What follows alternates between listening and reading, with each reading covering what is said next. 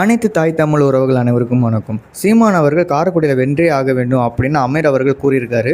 அதை குறித்து இந்த காணொலி முழுமையாக பார்க்க போகிறோம். வாங்க வீடியோக்குள்ளே போகலாம். இது வரைக்கும் அமீர் அவர்கள் சீமான் அவர்களுக்கு எங்கேயுமே ஆதரவு தெரிவிக்கலை. பயங்கரமான சண்டைகள்லாம் இருக்குது அப்படிங்கிறது எல்லாருக்குமே தெரியும். இந்த நிலையில் அமீர் அவர்கள் சீமான் அவர்களை நிறைய இடத்துல விட்டு கொடுத்து பேசுனது, திட்டினதெல்லாம் இருந்துச்சு. ஆனால் சீமான் அவர்கள் என்றைக்குமே அமீர் அவர்களை விட்டு கொடுத்ததே இல்லை அப்படிங்கிறது ஒன்று இருக்குது. அவங்க பொலிட்டிக்கல் ஃபைட் இருந்தால் கூட அவங்க ரெண்டு பேருமே ஒரு நல்ல அண்ணன் தம்பியாக இருந்துட்டு வராங்க அப்படிங்கிறது ரொம்ப மகிழ்ச்சியான விஷயமா இருக்குது.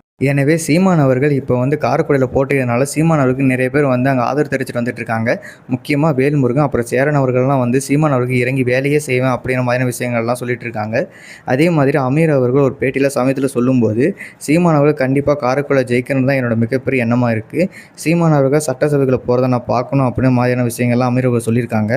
அது மட்டும் இல்லாமல் சீமான் அவர்கள்கிட்ட நான் ஃபோன் பண்ணி சொன்னது இதுதான், அண்ணா எப்படியாவது ஜெயிச்சணும் அப்படின்னு சொன்னதுக்கு சீமான் அவர்கள் கண்டிப்பாக ஜெயிச்சலான்ற தம்பி அப்படின்னு சொல்லியிருக்காரு. எனவே சீமான் அவர்கள் உள்ளே ஜெயிச்சு போனார்னா சும்மா அவர்களுக்கான இடம் உள்ளே கண்டிப்பாக இருக்கும். அதே மாதிரி விஜயும் ஜெயிக்கணும் அப்படிங்கிற மாதிரியான விஷயங்கள்லாம் சொல்லியிருக்கலாம், குறிப்பிடத்தக்கது.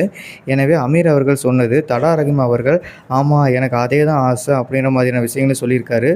அது மட்டும் இல்லாமல் சீமான் அவர்கள் உழைக்கிற உழைப்புக்கு ஈடு இணையே இல்லை. அந்த ஈடு இணைக்கு ஒரு சீட்டெல்லாம் பத்தாது. கிட்டத்தட்ட அவர் முதலமைச்சர் பதவியில் உட்கார அளவுக்கு 120 to 130 இடங்கள் சீமான் அவர்கள் கொடுக்கணும் அப்படின்றத என்னோட எண்ணம் அப்படின்னு சொல்லியிருக்காரு. ஒற்றை தலைவராக இப்போ ஸ்டாலின் அவர்கள் ஒரு பக்கம் பேசுகிறாங்க, உதயநிதி ஒரு பக்கம் பேசுகிறாங்க, கனிமொழி ஒரு பக்கம் பேசுகிறாங்க. அதே மாதிரி இந்த பக்கம் பார்த்தீங்கன்னா சீமான் அவர்கள் எல்லா தொகுதியும் போகிறாரு. எல்லா தொகுதியிலும் போய் அவர் பயங்கரமாக பேசிட்டு வந்துட்டு இருக்காரு அப்படிங்கிறது குறிப்பிடத்தக்கது. இப்படி ஒரு அரசியல் தலைவரை நீங்கள் எங்கேயுமே பார்க்க முடியாது அப்படின்றது ஒன்று. எனவே இதை பற்றி நீங்கள் என்ன நினைக்கிறீங்கன்னு சொல்லுங்கள். இது போன்ற செய்திகளை தெரிஞ்சுக்கணும்னா அரசியல் கற்றுக்கொள் சேனலை சப்ஸ்கிரைப் செய்யுங்கள். நன்றி, வணக்கம்.